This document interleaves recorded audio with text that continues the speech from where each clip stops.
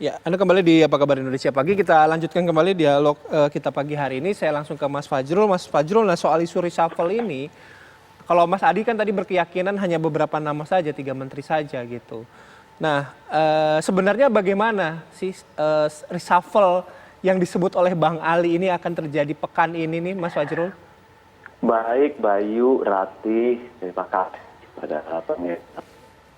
Pertama, sebagai pendiri dari Pedoman Research and Communication atau PRC dan anggota Persepsi, Perhimpunan Survei Opini Publik Indonesia, tentu saya tidak ingin mengomentari hasil survei yang ada, yang sedang diperbincangkan, karena saya belum mempelajari secara khusus mengenai metodologinya, metode, kemudian kan komentar terhadap hasil survei tersebut.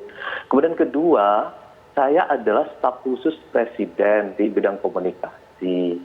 Dan tentu sebagai staf khusus, saya hanya akan menyampaikan apa yang sudah dinyatakan sebagai kebijakan, arahan, pernyataan dari atasan saya, yaitu Presiden Republik Indonesia Joko Widodo.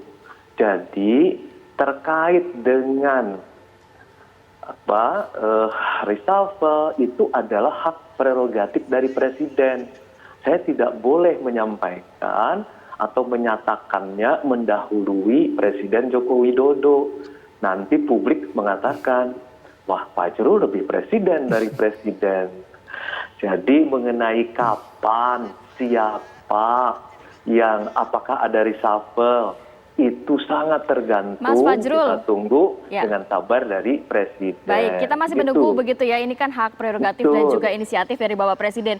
Tapi apa mungkin kebutuhan Bapak Presiden atau mungkin keinginan sehingga adanya reshuffle kabinet ini, baik dari mungkin ada kementerian baru, ataupun kementerian yang dilebur, ataupun nantinya secara keseluruhan reshuffle kabinet terjadi. Apa ya kebutuhan Pak Presiden begitu?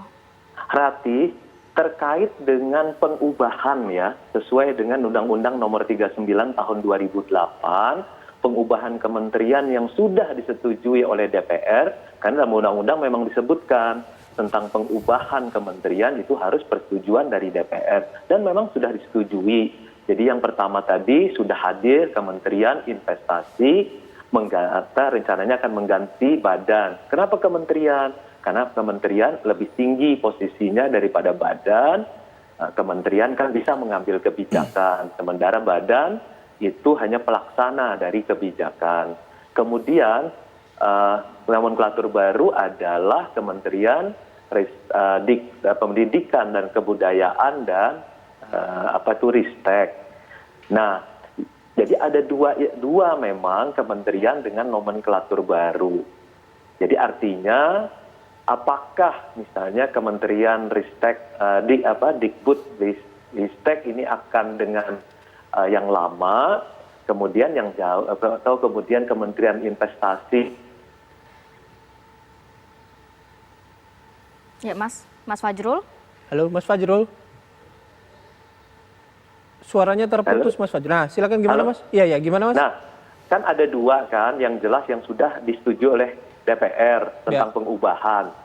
Nah, pengubahan yaitu Kementerian Investasi dan kemudian satu lagi Kementerian Pendidikan dan Kebudayaan dan Ristek. Nah, kita juga belum tahu nih kapan akan ada pengisian mengenai menterinya dan siapa yang akan mengisinya. Yang kita tahu ketika diajukan kepada DPR, pengubahan itu sudah sesuai dengan Undang-Undang 39.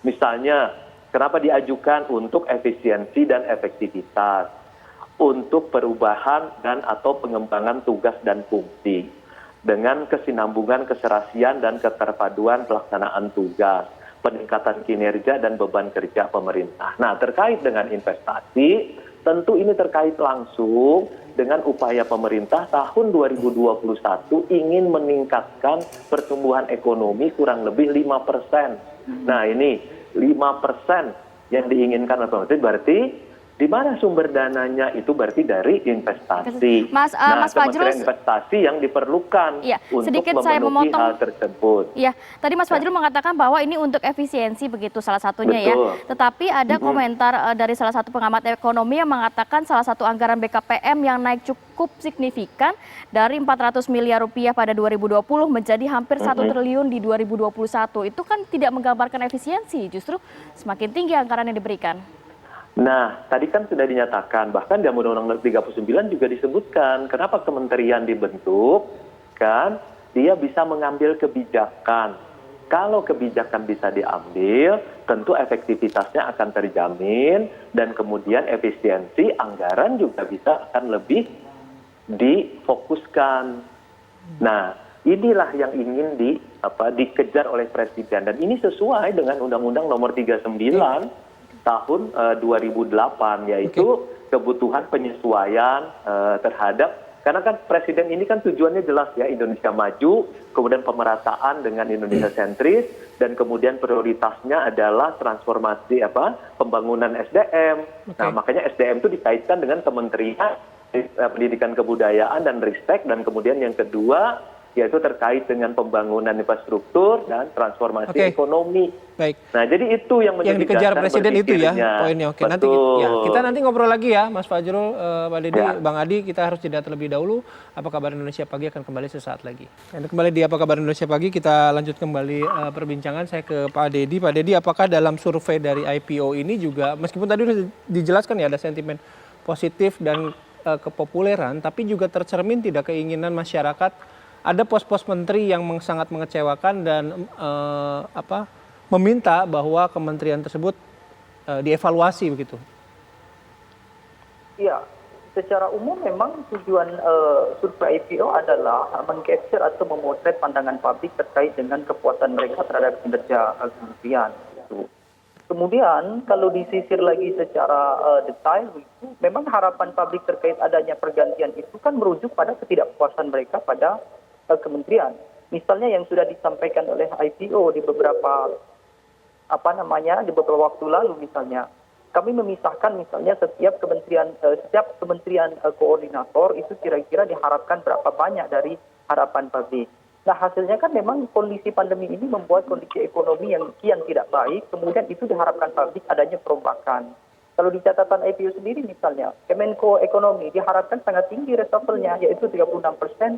Kemudian posisi kedua diduduki oleh Kementerian PMK dengan 29%, kemudian Kementerian Polhukam dengan yang juga cukup tinggi 24%, dan sisanya adalah 11% Kementerian Marifest.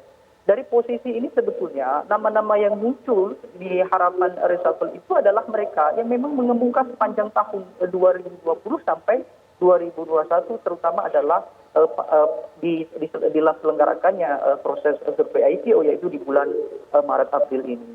Dengan kondisi itu bahwa sebetulnya bukan persoalan publik tidak bisa mengenali kinerja, tapi ini kan persoalan yang dirasakan.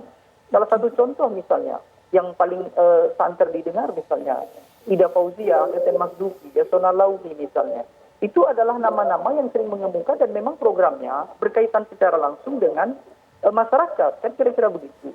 Makanya kemudian ketika ada proses ketidakpuasan itu sebetulnya ya cukup mendasar menurut saya. Oke, singkat Mas Adi, singkat saja, ini kan reshuffle kabinet bukan barang baru di pemerintahan Jokowi. Efektif nggak Mas Adi, singkat sebelum ke Mas Fajrul? Ya, kalau saya sederhana bahwa reshuffle kabinet itu tidak melulu based on opinion public atau isu-isu yang berkembang di media ya.